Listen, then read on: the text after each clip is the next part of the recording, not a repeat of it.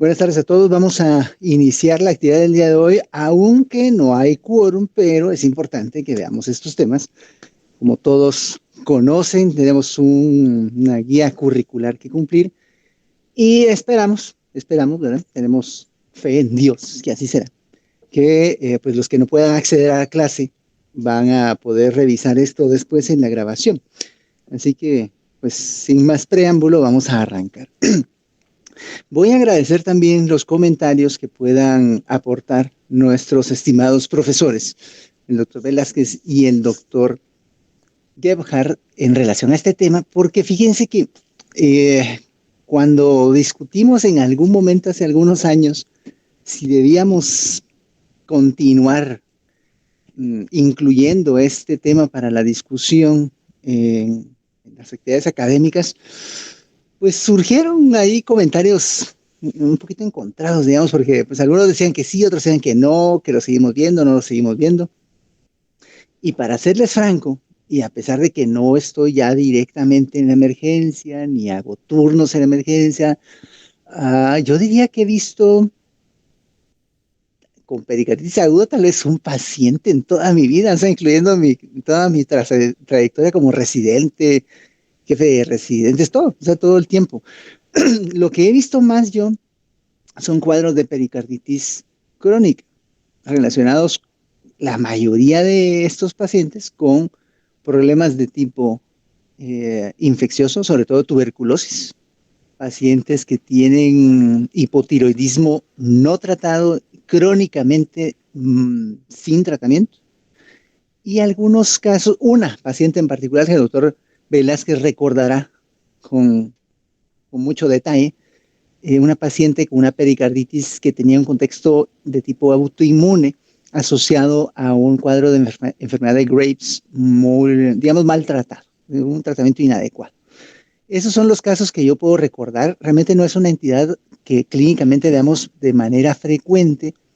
Sin embargo, pues vamos a conversar de algunos detalles importantes. Recuerden, por favor, que el pericardio como tal es una membrana que tiene un espacio virtual entre sus dos capas, entre la capa parietal y la capa visceral, como está especificado acá. Ese espacio es un espacio virtual, normalmente no debería de tener más de unos 50 mililitros de líquido, pues, que es el líquido pericárdico. La función principal de ese líquido es proporcionar lubricación a la movilidad del corazón en las fases de sístole y diástole y permitir que su trabajo sea más eficiente, más eficaz, y a la vez proporcionarle cierto grado de estabilidad. Eso no lo hace el líquido, sino lo hace la membrana como tal. Estabilidad en el sentido de que permite que esté hasta cierto punto adherida a las estructuras que están alrededor y que el corazón no ande rebotando ahí de un lado para otro. Sin embargo, en pacientes que tienen algún proceso de tipo inflamatorio, sea agudo o sea crónico, la cantidad de líquido que va a existir en ese espacio virtual, que es el espacio pericárdico, pues puede aumentar y determinar que su función se ve afectada. La gran mayoría de pacientes adultos y también los niños, de hecho, la gran mayoría de pacientes que tienen esta condición de pericarditis aguda tienen un contexto de tipo inflamatorio, y la mayor parte de veces idiopático, pero cuando se logra determinar una causa específica, casi siempre es de origen viral en pacientes que viven en países desarrollados. En personas que vivimos en países mal desarrollados como Guatemala, Centroamérica, algunas regiones de África, Asia y algunos países de Europa incluso, en estos países la tuberculosis sigue siendo una causa importante de pericarditis aguda. En total, solamente 5 de cada 100 pacientes van a tener esto como causa de dolor precordial en las emergencias. Aquí es donde yo, tal vez cuando tenemos la discusión del tema, quisiera preguntarle al doctor Velázquez, que es el jefe que está ahí en la emergencia siempre, está pendiente de esto, qué tan frecuentemente ve esta entidad en la actualidad en el servicio de emergencia del Hospital Roosevelt, pero en general, solamente 5 de cada 100 pacientes tienen esto como causa de dolor precordial en las emergencias de la mayor parte de hospitales de tercer nivel. Como habíamos comentado, la gran mayoría son pacientes que tienen cuadros de tipo idiopático, o sea, al final no logramos determinar cuál es la causa específica de esa alteración, de esta inflamación, pero cuando se logra determinar, resulta que la mayor parte de estos pacientes lo que tienen o han tenido son procesos de tipo viral que evoluciona pues, con esta complicación a pericarditis aguda. En niños es más frecuente, incluso en el Roosevelt sí se ve con alguna frecuencia mayor cuadros de pericarditis relacionadas con enterovirus, por ejemplo, enterovirus, adenovirus, que pueden inducir esta reacción. En nuestro país es más frecuente encontrar tuberculosis como causa de pericarditis aguda, y los pacientes característicamente lo que van a adoptar es una especie de posición antialérgica. Los pacientes les duele el centro del pecho, es un dolor muy intenso, de eso depende de la severidad de la inflamación, pero generalmente es un dolor intenso que puede empeorar con la inspiración y también con la posición de cubitus supino, y que puede de alguna forma mejorar cuando el paciente se sienta y se inclina ligeramente hacia adelante. Es característico encontrar el frote pericárdico. Este frote pericárdico es como una especie de sonido que se genera cuando las dos partes del pericardio se rozan entre sí por la inflamación misma, y esto pues puede generar una especie de sonido como de, como de roce, pues como que se están frotando dos cueros. No sé si alguna vez han oído como, o cuando uno hace sus manos, es decir, la frota una sobre la otra, es un sonido parecido y que se da pues por esta situación. En el electrocardiograma lo característico es que encontremos una elevación del segmento ST con una configuración particular que se ha dado en llamar aspecto de silla de montar. Ahorita en un ratito miramos esta situación en un ejemplo de electrocardiograma que traigo por ahí. Y también es importante que además de ese aspecto de la elevación del ST, se encuentra, o es muy característico, la depresión del intervalo PR, o sea, se mira deprimido también. Esto lo ayuda a uno a diferenciar, digamos, de alguna forma, desde el punto de vista electrocardiográfico también, si los cambios que está evaluando son por isquemia miocárdica, o sea, por un síndrome coronario, como el doctor ya nos platicó en la clase de síndromes coronarios agudos, o si esto tiene un contexto más de enfermedad pericárdica. En la placa de tórax, si existe acumulación del líquido suficiente, puede haber un incremento del tamaño de la silueta cardíaca. Y bueno, en cuanto a marcadores inflamatorios serológicos, algunos de ellos pueden encontrarse elevados. Por ejemplo, la proteína C reactiva ultrasensible, algunos otros elementos que sugieren que hay un proceso inflamatorio activo agudo severo en nuestro paciente. ¿Cómo establecemos el diagnóstico? El diagnóstico lo vamos a establecer de una forma parecida a cuando hablábamos sobre infarto agudo del miocardio, con 2 de 3 criterios de los que mencionamos a continuación. El dolor cuando es de tipo pericardítico, es decir, si el paciente tiene estas características cuando consulta la emergencia, las que ya platicamos, un dolor muy intenso en el centro del pecho, que le dificulta estar en posición de cúbito supino o que empeora con la inspiración y que se alivia cuando el paciente se inclina ligeramente hacia adelante. El frote pericárdico es otra característica que podría cumplir. En el electrocardiograma, el aspecto típico de la elevación del ST en silla de montar y la depresión del PR. Y si existe derrame pericárdico importante o que empeora cuando uno evalúa al paciente. Es decir, cuando uno hace un ecocardiograma y ve en el ecocardiograma que hay pues, imágenes que sugieren que hay líquido ahí, o que había, pues, pero está empeorando, está acumulando más. Todo eso son criterios diagnósticos para pericarditis agudas, y con 2 de los mismos que se cumplan puede ser suficiente para establecer el diagnóstico en este caso.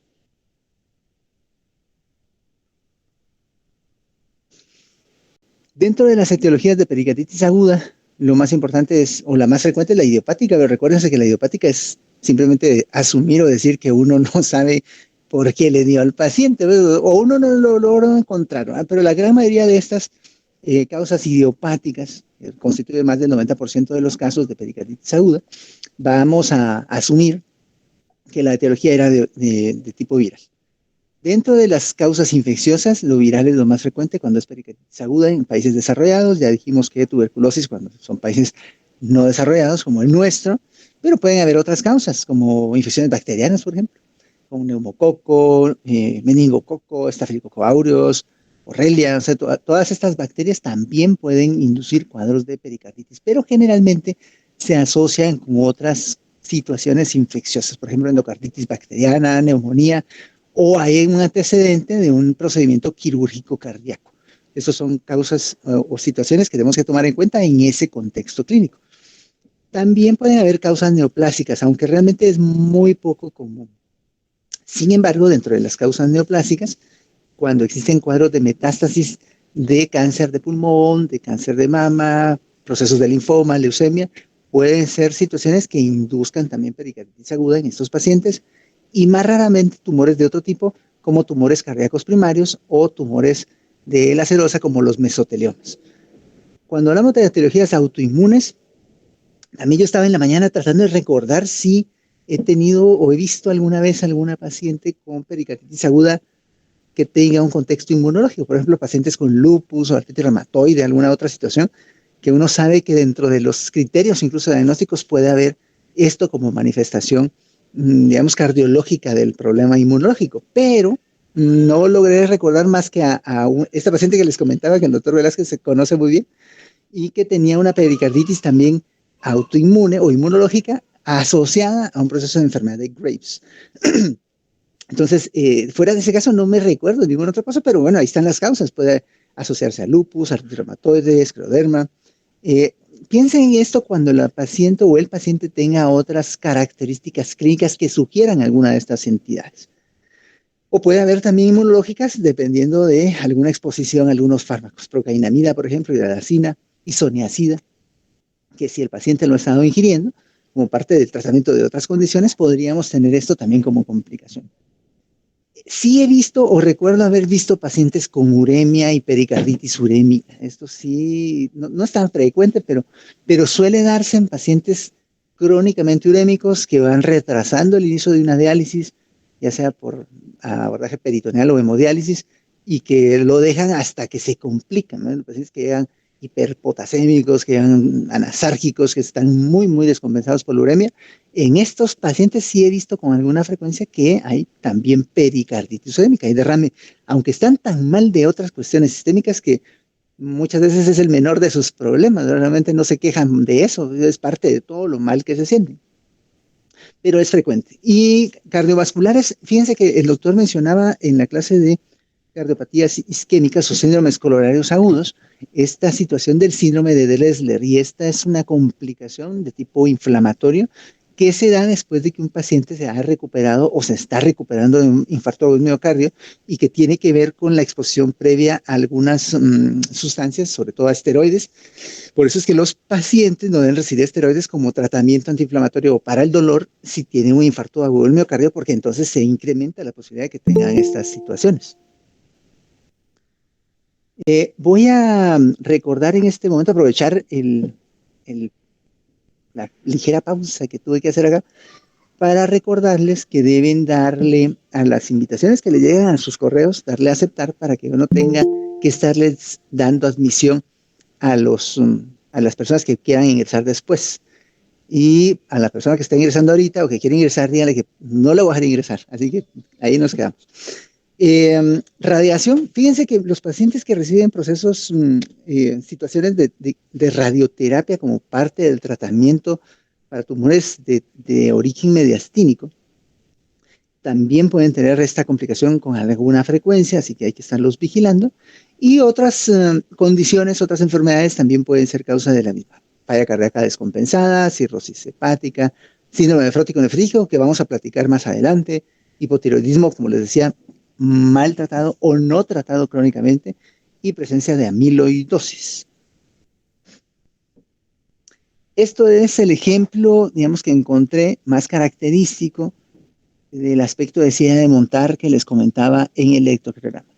Aquí, además de esta configuración, que recuerda una silla de montar de estas, pues, que se utilizan pues, para montar caballo, además hay una especie de depresión del PR. Miren cómo está el intervalo PR por debajo de la línea isoeléctrica, ligeramente deprimido. Esto, más el aspecto en silla de montar, son dos de los datos más característicos para pensar en procesos de pericarditis aguda. Y o sea, no necesariamente esto quiere decir que el paciente esté infartándose, aunque cuando uno lo mira así de primeras a primeras, dice, puchica, qué infartón tiene el paciente, ¿no? Pero si se dan cuenta, esta imagen en silla de montar está difusa en todas las derivaciones, tanto en las precordiales como en las unibipolares. Es una situación importante cuando estamos tratando de hacer el diagnóstico diferencial con respecto a cardiopatía isquémica. En una resonancia, lo más característico de pericarditis aguda es encontrar esto, un realce de la imagen o el brillo del pericardio cuando se aplica el medio de contraste, sobre todo el gadolinio. Aunque en la etapa en la cual no hay medio de contraste también se puede alcanzar a ver el pericardio engrosado y también esta imagen que se mira aquí, que es todo ese líquido que se ha ido acumulando, ese líquido inflamatorio que está pues involucrado dentro del espacio pericárdico. Esto que les estaba señalando acá es derrame pleural que está asociado y que se encontró pues en las bases pulmonares. Pero lo característico es eso, el aumento del brillo, de la imagen, pues de la intensidad con la aplicación del medio de contraste y el líquido que se mira aquí en el espacio pericárdico.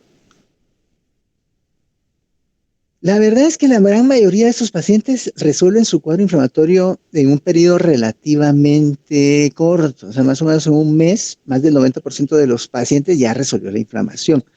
Sin embargo, el tratamiento debe ser un poquito más prolongado, por lo general unas 6 a 8 semanas de tratamiento antiinflamatorio, aunque después de una etapa inicial intensa en cuanto a la dosificación del antiinflamatorio, uno ya puede ir recomendándole al paciente, digamos, cómo ir reduciendo la dosis gradualmente hasta, pues, eventualmente suspenderlo.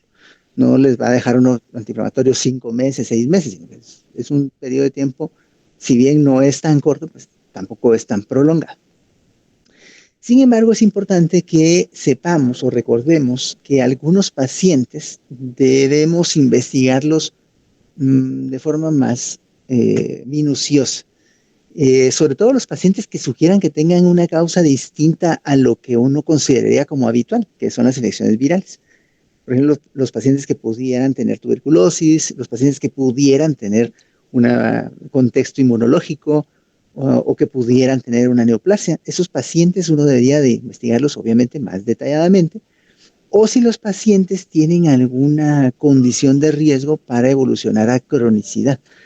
Hablamos de pericarditis crónica cuando el paciente tiene 3 meses o más de tener el problema. Existe otro tipo de evolución clínica que tiene que ver con una especie de exacerbación que se da en un periodo posterior a 6 semanas de que el paciente presentó el primer episodio, pero antes de 3 meses de evolución del cuadro, que es esto, la pericarditis incesante. Y también tenemos un periodo de evolución en el cual podríamos considerar recurrencias, o sea, un paciente que ya había remitido en un periodo pues, de 4 a 6 semanas, pero que entre los episodios que se puedan presentar tiene exacerbaciones nuevamente del cuadro de inflamación. Esa es una pericarditis recurrente. De hecho, la gran mayoría de estos pacientes, pues no solo resuelven en un mes, sino que encima no recurren, o sea, es menos o es poco frecuente que puedan recurrir. Pero, precisamente para saber a qué pacientes ponerle así como más énfasis y vigilarlos más detenidamente, primero hay que obtener una historia detallada. O sea, esta historia detallada debe incluir, pues no solo las características generales del paciente, de su edad, el género, todo lo demás, sino también los hábitos, los factores de riesgo, ya sea ocupacional o de conducta, incluso sexual, ¿verdad? También en los pacientes que tienen VIH o otras enfermedades de tipo infectocontagioso podrían tener esto como manifestación clínica.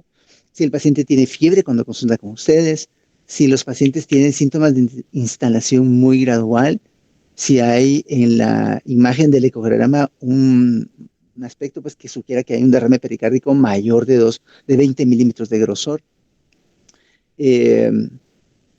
Si tuviera datos de tamponamiento cardíaco, estos datos lo que nos debe hacer pensar en esto es que el paciente tenga un derrame tan importante que pueda estar afectando la capacidad de contracción y relajación del ventrículo. Y de esa forma, lo que los pacientes manifiestan al final, cuando están ya taponándose, es alteraciones de la presión arterial, alteraciones de la regulación de la frecuencia cardíaca, del estado de conciencia, de la perfusión, los ruidos cardíacos alejados, en un electrocardiograma el voltaje es muy bajo. O sea, hay una serie de situaciones que a uno le avisan que el paciente tiene riesgo o clínica de taponamiento cardíaco. Tampoco es que todo el mundo lo haga. O sea, de hecho, como les comentaba hace un rato, la mayoría de los pacientes no desarrollan esta complicación tan severa, pero es importante vigilar o buscar esos signos y síntomas. También otra situación importante para clasificar el riesgo que tiene el paciente de evolucionar a cronicidad, a recurrencias o complicarse, es si no existe una respuesta clínica adecuada después de una semana de tratamiento antiinflamatorio. Si hubieran datos que sugieran miopericarditis, sobre todo si el paciente tuviera elevación de los marcadores de isquemia miocárdica, ya sea CPK, si tuviera también elevación de las troponinas, todo eso sugiere que hay daño inflamatorio del músculo cardíaco, además del pericardio. Eso podría ser un factor que sugiera un riesgo mayor de recurrencia. Historia de trauma, o sea, si el paciente tiene en sus antecedentes, en la historia, que se había lastimado el pecho y desarrolla esta clínica, pues también esto sugiere que pueda evolucionar más frecuentemente o con mayor posibilidad a recurrencias, a cronicidad. El uso de anticoagulantes orales, porque resulta que los anticoagulantes orales también se pueden relacionar con un incremento de la posibilidad de desarrollar derrames pericárdicos y también de evolucionar a cronicidad y la inmunosupresión. Pacientes que están con tratamientos esteroideos crónicos, terapias biológicas, inmunológicas, todo esto, ya sea por cáncer, por enfermedades autoinmunes, puede también ser un factor de riesgo para que el paciente se complique después de una pericarditis aguda. Entonces, como comentábamos en la toma de la historia, cuando estamos evaluando a un paciente con pericarditis aguda, hay que ver las características del dolor del pecho. Generalmente debe ser central y, como les decía, empeora cuando el paciente se acuesta en decúbito supino o con la inspiración y mejora cuando el paciente se sienta y se inclina hacia adelante. Eso es lo característico. También la presencia de palpitaciones o taquicardia importante puede sugerir lo que decíamos, que el paciente, además de tener pericarditis, pueda tener compromiso inflamatorio miocárdico. Si existe historia de presíncope o síncope. ¿Por qué? Porque esto realmente ya implicaría que el paciente no tiene una pericarditis aguda habitual, lo común y corriente, sino que hay un derrame pleural, perdón, un derrame pericárdico importante. Síntomas pleuríticos como, digamos, una especie de dolor cada vez que el corazón se contrae o que no se alivie cuando se inclina hacia adelante. Esto sugiere que el paciente pueda tener alguna condición que implique enfermedades del tejido conectivo, por ejemplo, como pues, lupus o artritis reumatoide.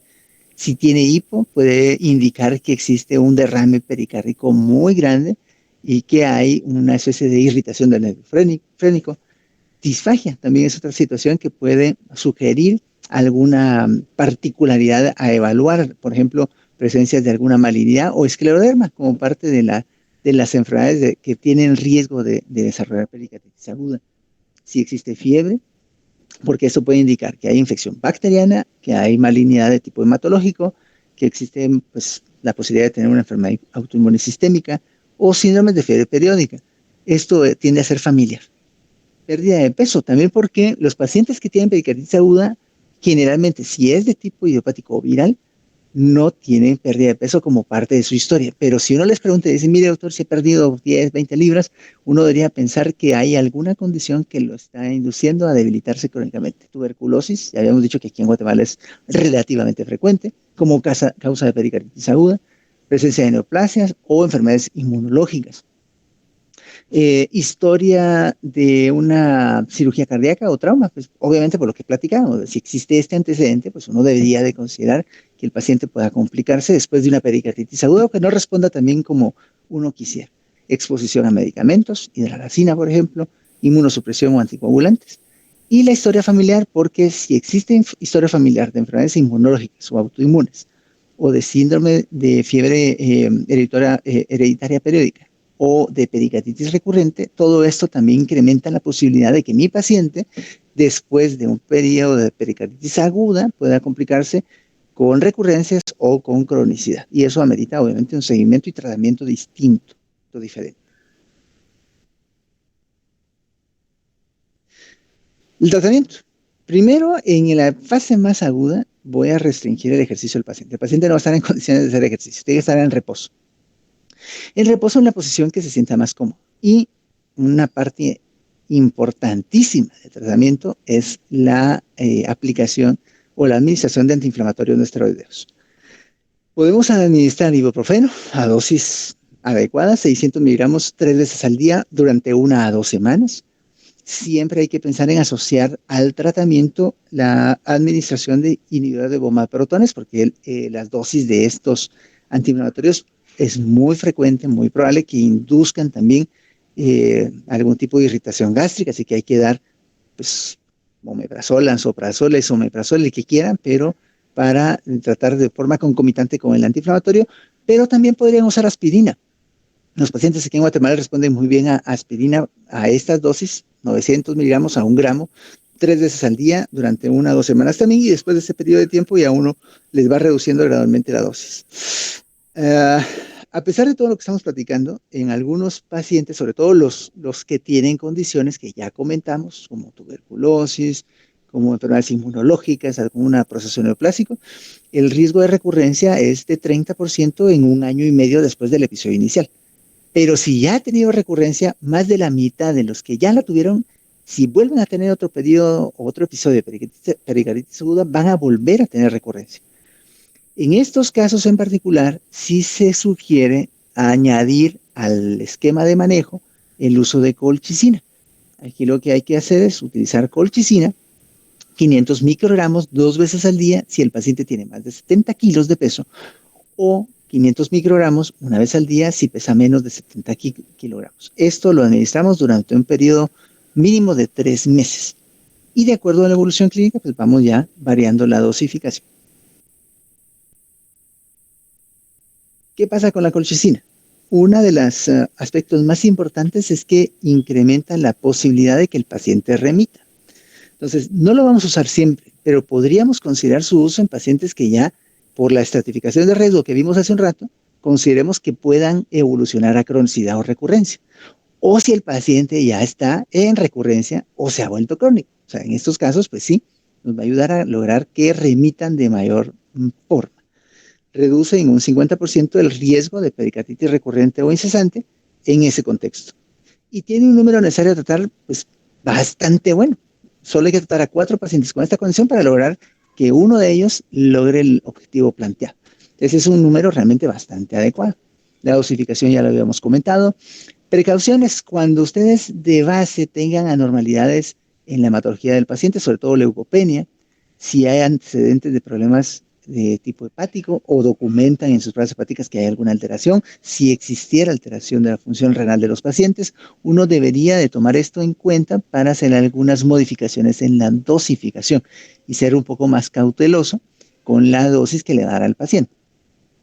Si existen antecedentes de problemas gastrointestinales, porque puede inducir diarrea de forma importante y muy frecuente, de hecho. Si existe también antecedentes de enfermedad cardiovascular, o en pacientes que tienen pues una edad mayor, en ancianos, hay que tener cuidado. Contraindicado, totalmente contraindicado en embarazo, si la paciente está dando lactancia, si existen alteraciones importantes de la coagulación sanguínea, si el paciente tiene una tasa de filtrado glomerular muy baja, menor de 15 mililitros minuto, hay que evitarlo. Si el paciente pues está en diálisis igual, por lo mismo, esto ya de hecho define enfermedad renal terminal, que requiere soporte dialítico. Si está en diálisis, obviamente no lo damos. Si hay una falla hepática importante, o si el paciente está tomando concomitantemente algún tratamiento que tenga algún efecto inhibidor sobre el citocromo 3A4, o sea, sobre el mecanismo de metabolismo de muchos de los medicamentos que uno puede indicarle a los pacientes. Por ejemplo, los macrólidos. Si el paciente está tomando también macrólidos o están tomando estos antibióticos por alguna otra causa, si está tomando algún medicamento como ketoconazol, por ejemplo, o si está padeciendo VIH y está tomando inhibidores de proteasa. Esas son situaciones que deben hacernos, digamos, evitar el uso de este tipo de medicamentos. Si el paciente está tomando estatinas o fibratos, existe un riesgo mayor de que desarrolle esta complicación que uno relaciona mucho con estatinas y fibratos, ¿verdad? Si lo usa concomitantemente con colchicina, pero también, para serles honestos, no sé, ya estoy medio viejín, pero en más de 20 años de ser médico, he visto una paciente que ha tenido una radiomiólisis importante que la llevó a intensivo y eventualmente a la muerte por usar dosis altas de estatinas, ¿sí? Es un caso que he visto en mi vida. Y de ahí, aunque muchos pacientes se quejan de dolor muscular y que sí, que me duelen las articulaciones, alguna otra cuestión que sugiera afección musculoesquelética, la gran mayoría de pacientes toleran bien las estatinas y las puede uno seguir usando. Pero sí, hay que tener precaución cuando las usan de forma concomitante con colchicina. El uso de esteroides, o sea, los esteroides tampoco es para todo el mundo. Lo que sí es que todo el mundo se alivia cuando tiene sus primeras dosis de esteroides y ese es un gran problema, pues, porque el paciente siente tan bien que quiere más esteroides, pero no debemos de abusar o de utilizar de forma inadecuada los mismos. ¿Cuándo sí nos sirven? Nos sirven cuando el paciente ya sabemos o sospechamos fuertemente que tiene una enfermedad inmunológica de base. O sea, que tiene lupus y por eso hizo pericarditis, o que tiene artritis y tenía pericarditis asociada. En ese contexto sí nos sirven. Hay que usarlos. Cuando existen contraindicaciones para el uso de AINES, por alergia, por nefritis intersticial, por lo que quieran, o para el uso de colchicina, también es una opción. El gran problema es que puede incrementar de manera importante el riesgo de que el paciente desarrolle recurrencias de pericarditis. Así que hay que tener mucho cuidado cuando utilicen o consideren usar esteroides para pericarditis aguda. Y en casos idiopáticos, o sea, cuando el paciente tiene pericarditis y no sabemos por qué tiene pericarditis, pero está teniendo recurrencias, ahí podríamos usarlo como adyuvante, pero hay que tratar de usar primero la dosis menor posible y durante el menor tiempo posible para mejorar el cuadro clínico del paciente. Después de 4 semanas hay que ir, y sobre todo si el paciente resuelve los síntomas y mejora los marcadores de inflamación, hay que ir reduciendo gradualmente la dosis hasta eventualmente retirarlos. Otras terapias que podemos utilizar o que están disponibles es el uso de aciatropina, por ejemplo. Hay que evaluar la eficacia, no todos lo ameritan, tampoco todos responden bien, pero nos sirve mucho para pacientes que tienen recurrencias frecuentes, que tienen cuadros crónicos de difícil manejo con el tratamiento habitual. En ese contexto sí es bastante útil. Aquí está la dosis que se debe utilizar. Y también se puede utilizar un antagonista de la interleuquina 1 beta, que es el anakinra, particularmente para pacientes que tienen más o han tenido más de 3 recurrencias en su vida, que siguen o persisten con marcadores de inflamación elevados, que tengan resistencia al uso de la colchicina, o sea, que a pesar de usar bien la colchicina estén con cuadros recurrentes, o que estén dependiendo de esteroides. O sea, para eso nos sirve básicamente la anakinra en el contexto de pericarditis. Y dependiendo de cómo evoluciona el paciente, y sobre todo si la inflamación ha llevado a que el pericardio se engrose de forma que pueda incluso generar constricción, entonces hay que considerar el uso de pericardiectomía. O sea, habría que operar al paciente para retirar el pericardio. El pronóstico por lo general es muy bueno. La gran mayoría de pacientes se resuelve totalmente la pericarditis aguda, no quedan secuelas, el paciente mejora totalmente, ya no requiere más tratamiento, pero en estos casos, cuando la pericarditis es aguda y es idiopática.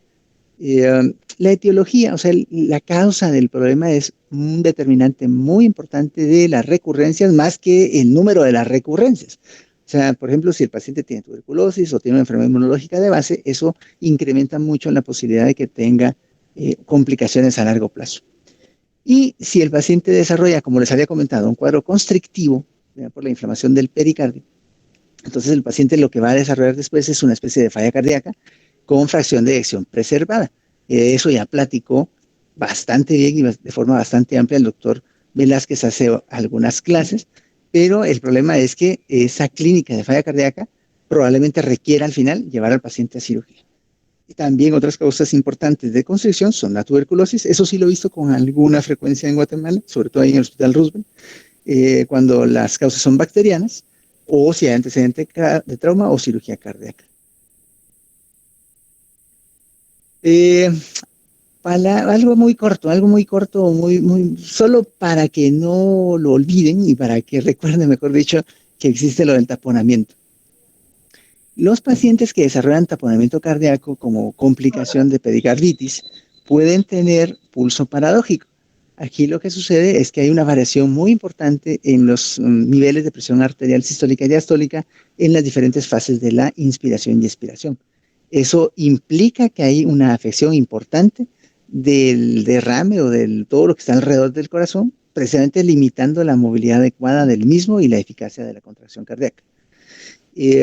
Los pacientes tienen también bajo voltaje, como hemos comentado en el electrocardiograma, o sea, se mira a veces incluso una línea casi plana, pues apenas se alcanzan a ver las derivaciones, ahí los QRS en las diferentes derivaciones, eso es un dato muy característico de taponamiento, y también alternancia eléctrica. Esto quiere decir que hay algunas derivaciones en las que existe una, digamos, una profundidad y una altura mayor del QRS en relación a otras derivaciones. Eso se llama alternancia eléctrica.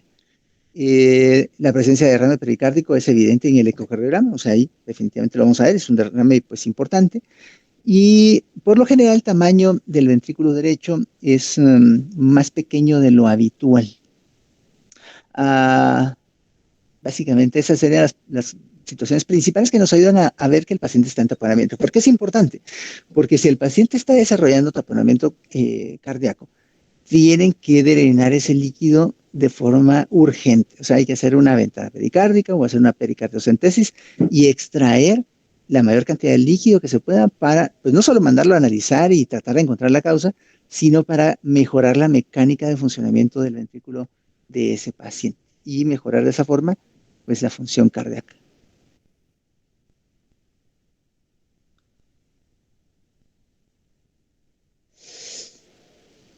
Para terminar, importante, quiero que esto lo tengan así presente.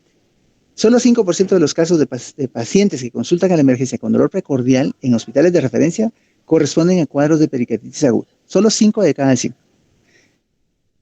Nuestro país, como es un país pobre, tuberculosis es una causa muy frecuente de estos problemas. En países de primer mundo, la causa viral o idiopática es la más frecuente. Sin embargo, el pronóstico es muy bueno. La gran mayoría de casos se van a resolver con un uso adecuado y dosis adecuadas de antiinflamatorios no esteroideos. En casos en los que uno considera que existe riesgo de recurrencia o cuando el paciente ya está recurriendo, uno debería considerar el uso de colchicina para que se reduzca pues, el riesgo de esto.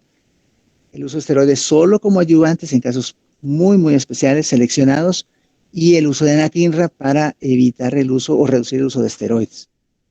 Cuando hacemos pericardiectomía es cuando el paciente ha desarrollado pues, como complicación una constricción importante de la función del corazón por el engrosamiento del pericardio, pero solamente esto ocurre en menos del 5% de los casos. Con esto concluyo, doctores y doctoras. Para mí ha sido pues, un honor poderles dirigir la palabra en este tema tan interesante, aunque creo que es poco frecuente, pero estamos ahora para la sección de preguntas.